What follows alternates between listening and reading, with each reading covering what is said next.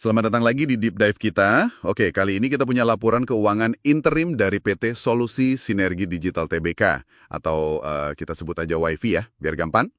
Ini buat periode 6 bulan sampai akhir Juni 2025. Nah, yang penting banget nih, Anda catat dari awal, laporannya ini belum diaudit. Ingat ya.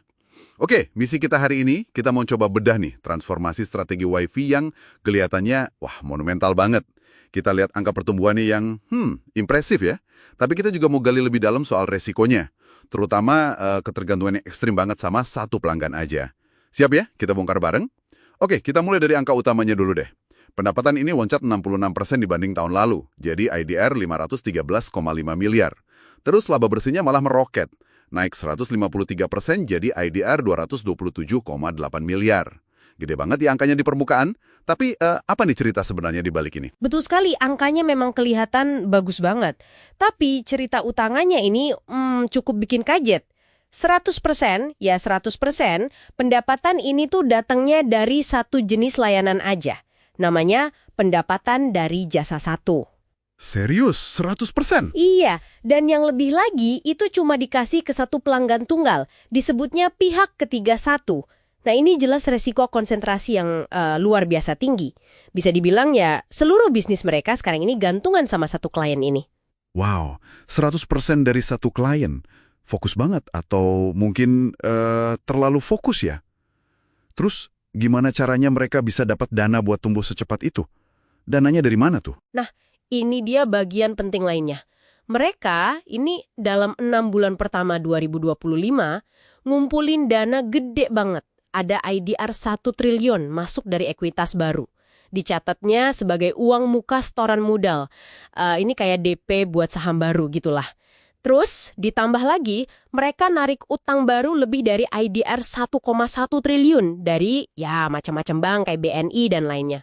1 triliun ekuitas, 1,1 triliun utang. Betul. Totalnya jadi lebih dari IDR 2,1 triliun dana segar masuk ke perusahaan. Gila, gede banget. Duit segitu banyaknya dipakai buat apa aja tuh? Hampir semuanya loh. Lebih dari IDR 1,1 triliun itu langsung lari ke belanja modal. Capital expenditure ya, CapEx. Oke. CapEx. Utamanya buat beli peralatan teknikal sama aset hak guna. Nah, aset hak guna ini bisa jadi sewa jangka panjang atau lisensi penting gitu. Jadi indikasinya kuat banget. Ini mereka lagi bangun infrastruktur gede-gedean. Infrastruktur buat si klien tunggal tadi ya, kemungkinan. Hampir pasti begitu. Makanya neraca perusahaannya langsung bengkak drastis. Total asetnya naik 81%. Cuma dalam 6 bulan, sekarang jadi IDR 5,26 triliun. Oke, jadi mereka investasi besar-besaran, pakai utang dan modal baru, demi satu klien ini. Tapi kalau kita lihat lagi labanya, margin laba brutonya kan naik jadi 76,4%. Kok bisa ya dengan investasi segede itu?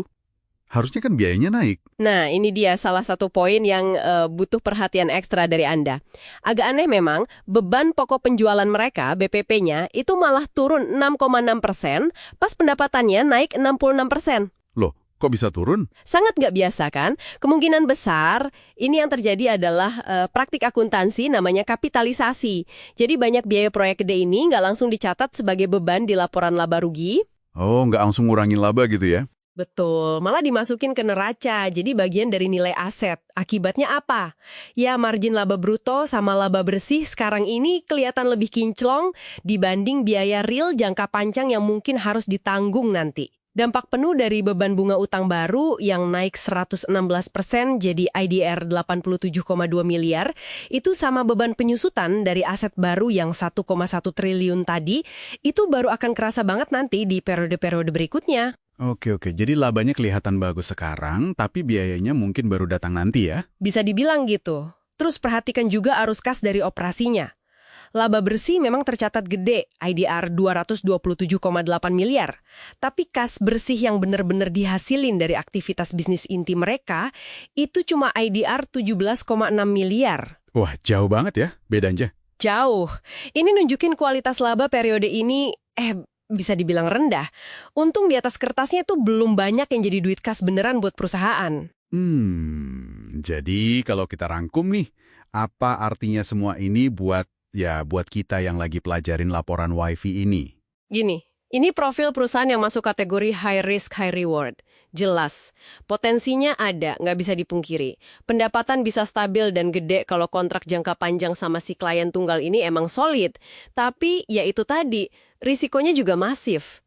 Pertama, ketergantungan total ke satu klien. Kedua, risiko eksekusi proyek raksasanya. Kelar nggak tepat waktu? Sesuai anggaran nggak? Ketiga, beban utang yang bengkak. Walaupun tadi rasio utangnya membaik ya katanya. Iya, debt to equity ratio-nya memang membaik jadi 1,39 kali. Tapi itu kan karena ada suntikan modal baru yang gede banget tadi, yang IDR 1 triliun. Bukan karena utangnya turun. Oke. Posisi kas mereka sekarang memang kuat banget, ada lebih dari IDR 1 triliun. Tapi ingat lagi, ini duit dari pendanaan, bukan dari hasil jualan atau operasi. Jadi bukan dari bisnis intinya ya cashnya? Bukan. Nah, tapi ada satu catatan positif kecil sih. Piutang usaha mereka kan IDR 185,5 miliar. Nah, 98%-nya itu lancar dan belum jatuh tempo. Artinya, si klien tunggal ini bayarnya lancar tepat waktu. Setidaknya sampai sekarang. Oke, jadi kesimpulan sementara kita nih. WiFi ini lagi pasang taruhan bisnis yang gede banget. Transformasi ini modalnya dari utang jumbo sama modal baru, dan semuanya itu demi ngelayanin satu klien utama aja. Pertumbuhan labanya sih kelihatan fantastis ya, tapi di baliknya ada bayang-bayang risiko konsentrasi klien, risiko eksekusi proyek, sama risiko finansial yang signifikan. Dan jangan lupa, laporannya ini belum diaudit.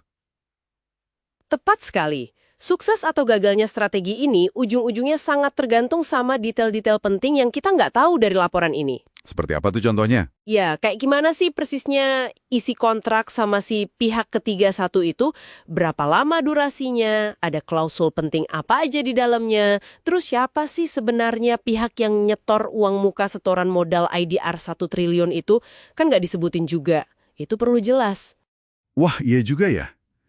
Banyak yang belum jelas berarti. Menarik. Oke, kalau gitu, apa nih satu pertanyaan penutup yang bisa Anda bawa pulang buat direnungkan dari deep dive kita hari ini? Coba deh tanyakan ke diri Anda sendiri.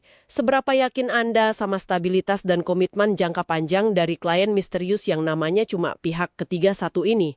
Mengingat nasib WiFi kayaknya ya sangat bergantung sama dia. Apakah ini sebuah kemitraan strategis yang beneran kokoh dan menjanjikan? Atau jangan-jangan ini cuma pertaruhan dengan resiko yang mungkin terlalu tinggi buat ditanggung?